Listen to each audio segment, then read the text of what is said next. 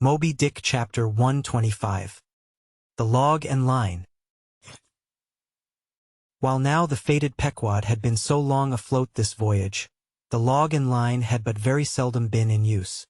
Owing to a confident reliance upon other means of determining the vessel's place, some merchantmen and many whalemen, especially when cruising, wholly neglect to heave the log, though at the same time, and frequently more for form's sake than anything else, regularly putting down upon the customary slate the course steered by the ship, as well as the presumed average rate of progression every hour.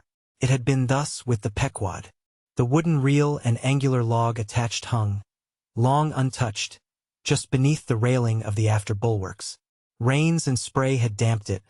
Sun and wind had warped it. All the elements had combined to rot a thing that hung so idly. But heedless of all this, his mood seized Ahab as he happened to glance upon the reel, not many hours after the magnet scene, and he remembered how his quadrant was no more, and recalled his frantic oath about the level log and line. The ship was sailing plungingly. Astern the billows rolled in riots. Forward, there! Heave the log!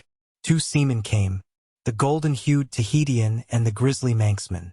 Take the reel, one of ye, I'll heave.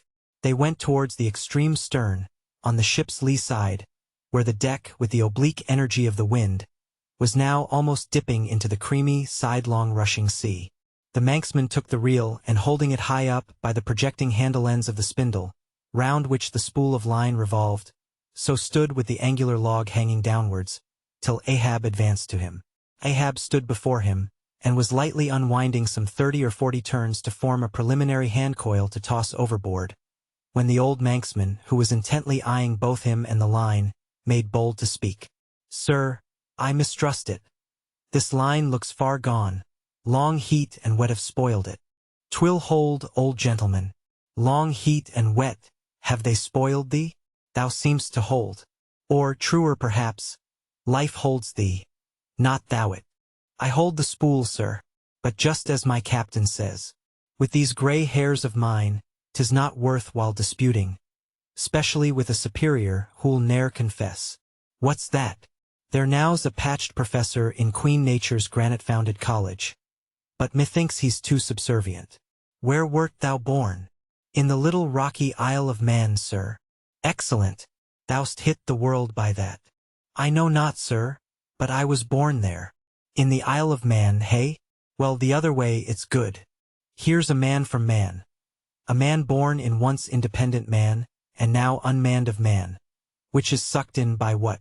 Up with the reel. The dead, blind wall butts all inquiring heads at last. Up with it. So. The log was heaved. The loose coils rapidly straightened out in a long dragging line astern, and then, instantly, the reel began to whirl. In turn, jerkingly raised and lowered by the rolling billows, the towing resistance of the log caused the old reelman to stagger strangely. Hold hard! Snap! The overstrained line sagged down in one long festoon. The tugging log was gone. I crush the quadrant, the thunder turns the needles, and now the mad sea parts the log line. But Ahab can mend all. Haul in here, Tahitian. Reel up, Manxman. And look ye, let the carpenter make another log, and mend thou the line. See to it. There he goes now, to him nothing's happened. But to me the skewer seems loosening out of the middle of the world. Haul in, Tahitian. These lines run whole and whirling out, come in broken and dragging slow. Ah, beep, come to help. Pip. Pip? Whom call ye Pip? Pip jumped from the whaleboat. Pip's missing. Let's see now if ye haven't fished him up here, fisherman. It drags hard. I guess he's holding on. Jerk him, Tahiti. Jerk him off. We haul in no cowards here. Oh, there's his arm just breaking water. A hatchet. A hatchet. Cut it off, we haul in no cowards here. Captain Ahab. Sir. Here's Pip, trying to get on board again. Peace, thou crazy loon, cried the Manxman, seizing him by the arm. Away from the quarter-deck. The greater idiot ever scolds the lesser, muttered Ahab, advancing. Hands off from that holiness. Where sayest thou Pip was, boy? Astern there, sir, astern. Lo. And who art thou, boy? I see not my reflection in the vacant pupils of thy eyes.